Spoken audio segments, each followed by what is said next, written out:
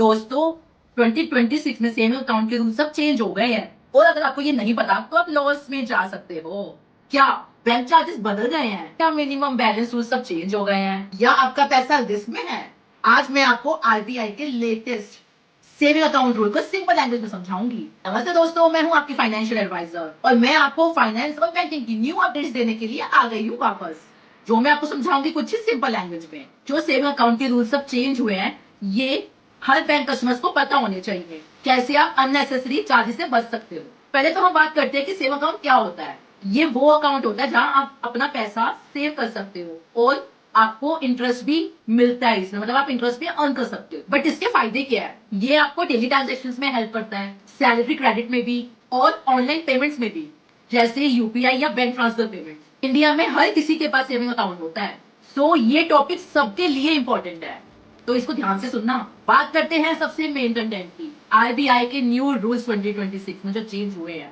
पहला है minimum balance rule, जो हमारे बैंक वाइज चेंजेस में आते हैं। आरबीआई ने बैंक को फ्लेक्सिबिलिटी दी हुई है, बट रूल्स क्या है, स्ट्रिक्ट हो गए हैं। अगर आप मिनिमम बैलेंस को मेंटेन नहीं करते ना, तो आपको पेनल्टी लग सकती है।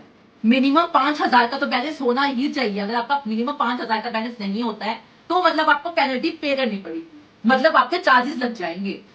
दूसरा है बैंक चार्जेस की ट्रांसपेरेंसी। बैंक को अब क्लियरली चार्जेस डिस्क्लोज करने होंगे। हिडन चार्जेस क्या है, अब कम हो जाएंगे बट खत्म नहीं होंगे। तीसरा है डोरमेंट अकाउंट रूल।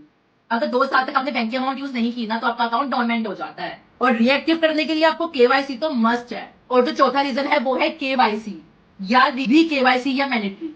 और केवाईसी का अपडेट करना इज वेरी मैंडेटरी। अगर आपने केवाईसी को कंप्लीट नहीं किया ना, तो आपका अकाउंट फ्रीज कर देते हैं।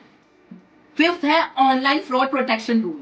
फ्रॉड प्रोटेक्शन स्ट्रॉन्ग किया गया है। अगर आप तुरंत रिपोर्ट करते हो ना, तो आपके पैसे रिकवर के हाईली चांसेस है। सिक्स है इंटरेस्ट रेट चेंजेस, जिसे हम बैंक डिपेंडेंट भी कहते हैं। इंटरेस्ट रेट हमेशा बैंक ही डिसाइड करते हैं और आरबीआई से इनडायरेक्टली कंट्रोल करता है, और ये लोग फ्लक्चुएट भी कर सकते हैं आपके इंटरेस्ट रेट्स को। बट इसका रियल इम्पैक्ट क्या है लोगों पे, अब बात करते हैं हम इसके बारे में। जो पहला इम्पैक्ट है वो है एक्स्ट्रा चार्जेस का रिस्क।